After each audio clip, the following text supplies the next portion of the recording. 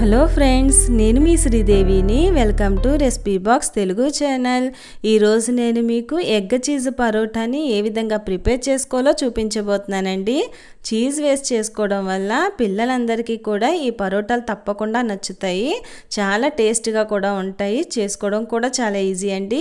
ఇది మార్నింగ్ బ్రేక్ఫాస్ట్గా కానీ ఈవినింగ్ స్నాక్గా కానీ చేసుకోవచ్చు. దీని ప్రాసెస్ ఏంటో చూద్దాము. ముందుగా ఒక మిక్సింగ్ బౌల్ తీసుకుని ఒక కప్పు మైదాని యాడ్ చేసుకోవాలి. దీనిలో ఒక 2 స్పూన్లు ఆయిల్ వేసుకోవాలండి. రుచికి సరిపడినంత సాల్ట్ వేసుకోవాలి. ఆయిల్ వేసుకున్నాక ఈ పిండి అంతా కూడా ఒకసారి చేత్తో కలిపేసుకోవాలి.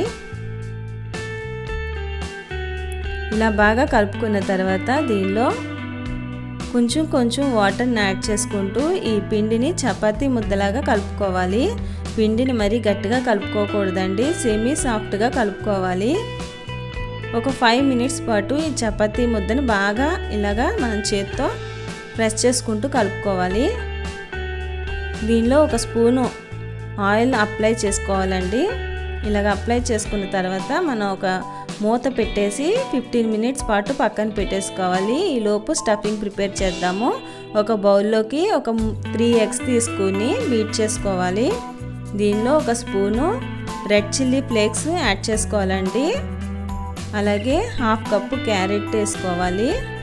1/2 కప్పు క్యాప్సికమ్ ముక్కల్ని కట్ చేసి వేసుకోవాలి. ఒక 3 పచ్చిమిర్చిని చిన్నగా ముక్కలుగా కట్ చేసి వేసుకోవాలి. 1/2 స్పూను మిరియాల పొడిని వేసుకోవాలండి. అలాగే ఒక 1/2 స్పూన్ సాల్ట్ని కూడా యాడ్ చేసుకోవాలి. ఇవన్నీ బాగా మిక్స్ అయ్యేటట్టుగా కలుపుకోవాలి. చిల్లీ ఫ్లేక్స్ లేకపోతే మీరు ఆ ప్లేస్లో కారాన్ని కూడా వేసుకోవచ్చండి. ఇప్పుడు స్టవ్ వెలిగించుకుని పాన్ పెట్టుకుని ఆయిల్ వేసుకుందాము. ఆయిల్ హీట్ ఎక్కిన తర్వాత మనం మిక్స్ చేసుకున్న ఈ ఎగ్ని ఇందులోకి వేసేసుకుందాము. ఒకసారి కలిపేసుకుందాం అండి. వేసిన వెంటనే కలుపుకోకూడదు. ఒక్క 2 నిమిషాలు ఆగిన తర్వాత ఇలా కలుపుకోవాలి. ఇది ఒక 3 మినిట్స్ పాటు ఫ్రై చేసుకోవాలి. ఫస్ట్ టైం ఎవరైతే మన ఛానల్ని చూస్తున్నారో మరిన్ని మంచి రెసిపీస్ కోసం ప్లీజ్ సబ్స్క్రైబ్ చేసుకోండి.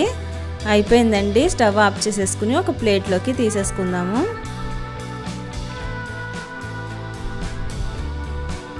ఇది పక్కన పెట్టేసుకుందాం. ఇప్పుడు మూత తీసి చూద్దాము. ఒకసారి పిండి అంతా కూడా చేత్తో కలిపేసుకుని మనకి ఎంత అవసరమో అంత ముద్దని తీసుకోవాలండి. చపాతీ కంటే కొంచెం ఎక్కువగానే పిండి ముద్దను తీసుకోండి.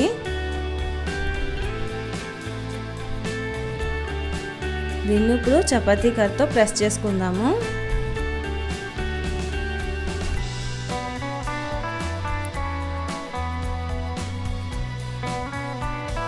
ఇలా ప్రెస్ చేసుకున్న దాంట్లోకి మనం చీజ్ని యాడ్ చేసుకుందాం అండి. ఇక్కడ నేను ఇదిగోండి డైసెడ్ చీజ్ తీసుకున్నాను.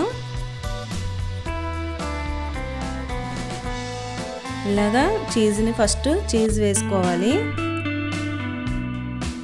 ఇలా చీజ్ వేసుకున్నాక మనం తయారు చేసుకున్న ఎగ్ని ఇందులోకి వేసుకోవాలండి. అలాగే పైన మళ్ళీ చీజ్ యాడ్ చేసుకోవాలి. ఇప్పుడు ఈ అంచులన్నీ కూడా ఒకదానికొకటి జాయింట్ చేసుకుంటా రౌండ్గా మనం ఫోల్డ్ చేసుకోవాలి.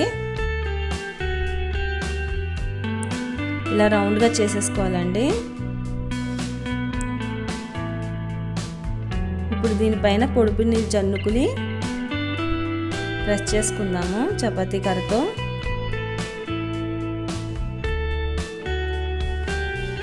మరి గట్టిగా ప్రెస్ చేయకూడదండి.